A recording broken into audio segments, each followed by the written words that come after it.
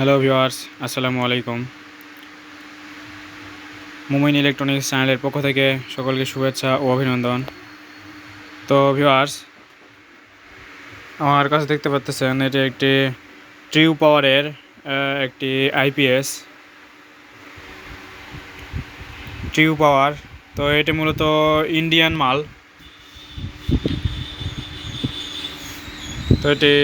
মাল। তো এটির বিষয়ে একটু ধারণা দেওয়ার জন্য, একটা বিষয় শেয়ার করার জন্য আপনাদের সামনে ভিডিওটি করা। তো এটা ইন্ডিয়ান মাল। এই ট্রান্সফরমারটি কিন্তু অ্যালুমিনিয়াম। ভিডিওতে তো সেভাবে দেখানো যাচ্ছে না। এই ট্রান্সফরমারটি অ্যালুমিনিয়ামের, হাত দিলে বুঝতে পারবেন। এবং সার্কিটটি এসএমডি পাস দিয়ে করা ছিল। সার্কিটটি এখন আমার কাছে নেই, যার জন্য দেখাইতে পারতেছি না। যার আইপিএস সে ওই সার্কিটটি আবার নিয়ে গিয়েছে আমার থেকে। তো সার্কিটটি পুড়ে যাওয়ার কারণে আমাদের এই ডিএসপি যে সার্কিটটি রয়েছে, এটা আপনার 12 মসফেট যে সার্কিট বোর্ডটি রয়েছে, তো আমরা এই ডিএসপি সার্কিট বোর্ড দিয়ে আমরা এই মেশিনটা আবার পুনরায় কমপ্লিট করলাম। তো এখানে একটা বিষয় রয়েছে। তো দেখেন যে ইন্ডিয়ান আপনারা যেই আইপিএসগুলো নিচ্ছেন, তো সেগুলো কিন্তু এসএমডি পাস দিয়ে করা। তো এইগুলোর মধ্যে অনেক ক্যাটাগরি রয়েছে, তো বেশিরভাগই এসএমডি দিয়ে করা। তো এসএমডি পাসগুলো আমাদের বাংলাদেশের সব জায়গায় পাওয়া যায় না বললেই চলে। তো সবাই জানে না। তো কিছু কিছু জায়গায় পাওয়া যায়, কিন্তু বেশিরভাগ জায়গায় পাওয়া যায় না। তো সেক্ষেত্রে আমাদের ভুক্তভোগী হইতে হয়, অনেক ভোগান্তির হইতে হয়।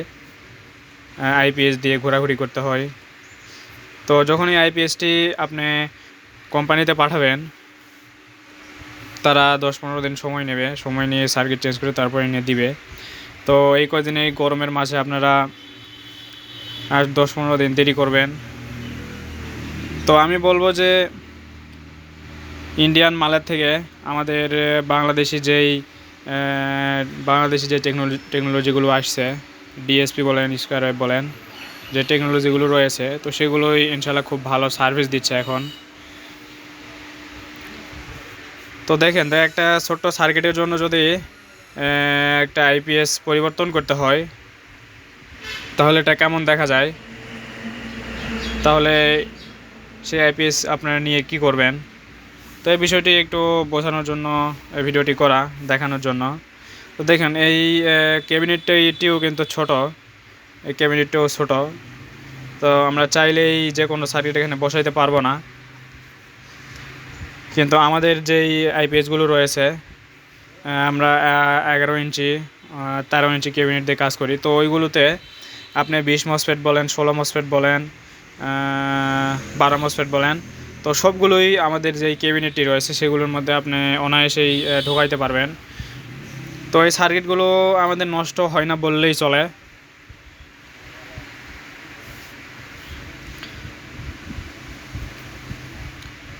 তো সামান্য একটি সার্কিটের জন্য আইপিএসটি তো আর ফেলে দিতে পারতেছে না, যার জন্য আমার কাছে নিয়ে আসছিল একটা বড় ভাই আর কি। তো ওই ভাই আমরা বলছিল যে দেখেন যে কি করা যায়। তো তারপরে আমি ভেবেচিন্তে দেখলাম যে যেহেতু এটা মডিফাইড সাইন ওয়েভ ছিল, তো ট্রান্সফরমারটি আমাদের ডিএসপিতে দেওয়া যাবে, যার জন্য আমি এই ডিএসপি সার্কিটটি সিলেক্ট করে মেশিনটি আবার পুনরায় কমপ্লিট করে দিলাম।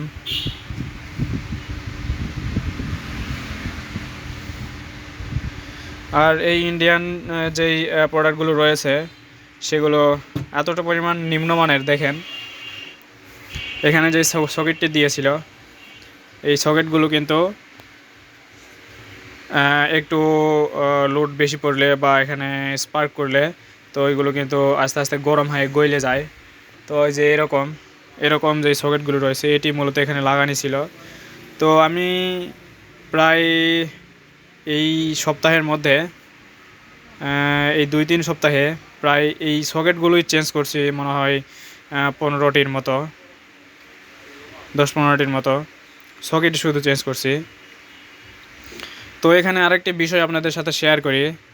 এখানে একটু শিক্ষণীয় বিষয় আছে। তো আপনারা যারা টেকনিশিয়ান ভাইরা রয়েছেন বা এমনিতে যারা টুকটাক কাজ করেন বা বাসা বাড়িতে যারা আইপিএস আছে তাদের অবশ্যই এটা জানা উচিত। তো আমার মধ্যে যেগুলো রয়েছে আমি সব কিছুই আপনাদের সাথে শেয়ার করব। তো বিষয়টি হইল, আপনারা যদি দেখেন যে মেশিনে ওভারলোড দেখাইতেছে এদিকে আপনি লোড কমাইয়ে দিছেন, মানে মেশিন চলতে চলতে হুট করে একদিন ওভারলোড দেখাইছে, এদিকে আপনি লোড কমাইয়ে দিয়েছেন। তো লোড কমাইয়ে দেওয়ার পর ওভারলোডটা যাচ্ছে না। তো সেক্ষেত্রে আপনার কি করবেন, দেখেন যে এই সকেটগুলোর কারণে আপনার যে সকেটগুলো দেওয়া আছে এখানে, তো এগুলো কিন্তু আপনার এই ভিতর থেকে লুজ কালেকশান পায়। তো এই লুজ কালেকশান পাওয়ার কারণে মূলত ওই ওভারলোডটা দেখায়। তো এরকম ছোট ছোট যে বিষয়গুলো রয়েছে আমি আপনাদের সাথে শেয়ার করব। তো আমি রিকোয়েস্ট করব ইন্ডিয়ান যে আইপিএসগুলো রয়েছে এগুলো থেকে বিরত থাকা। আমাদের বাংলাদেশি টেকনোলজি যেগুলো রয়েছে এগুলো অনেক ভালো সার্ভিস দিচ্ছে এখন। তো এই বিষয়টি শেয়ার করার জন্য আপনাদের সামনে ভিডিওটি করা। তো তারপর দেখলাম যে আমি এই সকেটটি যদি আবার রেখে দিই, এখানে এই আইপিএসে যদি রেখে দিই, তো কিছুদিন পর আবার আমার কাছে সার্ভিসিং আসবে। তো কাস্টমারের আবার ভোগান্তি হবে নিয়ে আসা নিয়ে যাওয়া। তো যার জন্য আমি একবার এটি চেঞ্জ করে দিলাম।